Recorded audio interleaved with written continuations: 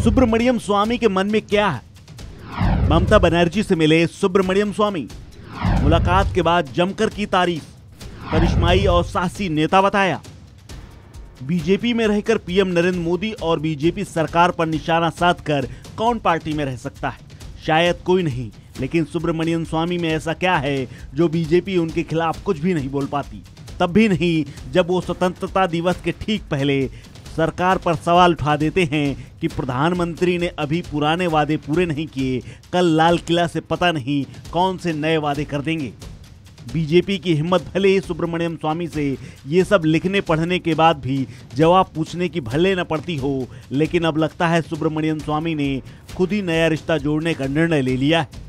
ऐसा इसलिए क्योंकि स्वामी ने बंगाल की मुख्यमंत्री ममता बनर्जी से कोलकाता में जाकर मुलाकात की है और जमकर तारीफ करते हुए करिश्माई नेता बता दिया है। स्वामी ने मुलाकात की एक तस्वीर भी पोस्ट की है जिसमें दोनों गहन चिंतन मनन में दिख रहे हैं। पूर्व राज्यसभा सांसद सुब्रमण्यम स्वामी ने बंगाल की मुख्यमंत्री ममता बनर्जी से कोलकाता में मुलाकात की है।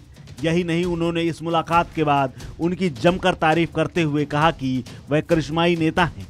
स्वामी ने कहा कि वह साहसी नेता हैं और मैं सीपीएम से उनकी लड़ाई की सराहना करता हूं, जिसमें उन्होंने कम्युनिस्टों को मात दी थी। गुरुवार रात को हुई इन दोनों की मुलाकात करीब आधे घंटे तक चली, जिसके कई सियासी मायने निकाले जा रहे हैं।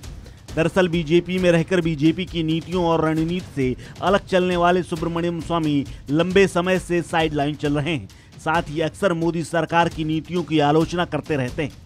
ममता बनर्जी से मुलाकात के बाद सुब्रमण्यम स्वामी ने ट्वीट किया, आज मैं कोलकाता में था और करिश्माई नेता ममता बनर्जी से मुलाकात की। वह साहसी महिला हैं, मैं सीपीएम से उनकी फाइट के लिए सराहना करता हूं। उन्होंने कम्युनिस्टों को मात दी थी। उन्होंने ममता बनर्जी के साथ अपनी तस्वीर भी शेयर की थी। इस बैठक के बाद सुब्रमण्यम स्वामी के अगले राजनीतिक कदम को लेकर भी कयास लगने लगे हैं। ऐसा पहली बार नहीं है जब सुब्रमण्यम स्वामी ने ममता बनर्जी की तारीफ की हो। बीते साल नवंबर में भी सुब्रमण्यम स्वामी ने ममता बनर्जी से मुलाकात की थी, साथ ही ममता बनर्जी की खुलकर तारीफ की थी। इसी साल जुलाई में भी स्वामी ने ट्वीट कर कहा था कि मैं ममता बनर्जी को एक विद्वान नेता के तौर पर जानता हूं। भले ही हमारे वैचारिक मतभेद हों, लेकिन हमें किसी भी नेता की प्रतिभा को समझना चाहिए।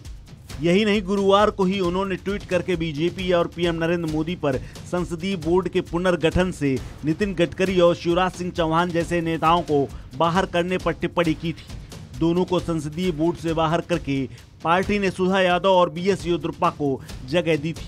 सुब्रमण्यम स्वामी ने ट्वीट कर कहा था, जनता पार्टी और अब बीजेपी के शुरुआती दिनों में पार्टी और संसदीय बोर्ड में नियुक्तियों के लिए चुनाव होते थे। पार्टी के संविधान के अनुसार इसकी जरूरत थी। अब बीजेपी में कोई चुनाव नहीं होते, हर पद पर नरेंद्र मोदी की मंजूरी से लोग नामित हो जाते हैं। इस खबर में फिलहाल इतना ही। अपडेट्स के लिए बने रहिए वन इंडिया हिंदी के साथ।